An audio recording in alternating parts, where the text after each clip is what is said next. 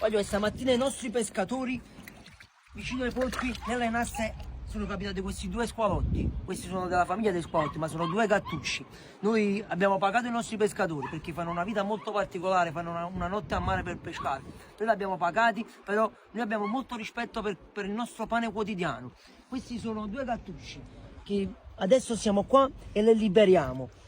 E finalmente vanno a casa loro. Guarda quanto sono belli, di.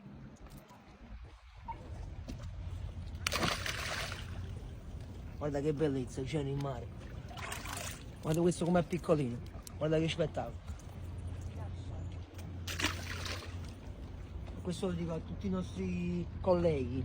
Abbiate sempre rispetto per il nostro lavoro, abbiamo rispetto per il nostro mare, per il nostro pane quotidiano, veramente. Un abbraccio a tutti, un bacio da Robin Hood. Quanto è bello mare, quanto è bella Napoli. Guarda che spettacolo, vedi? Facci aprire, vai.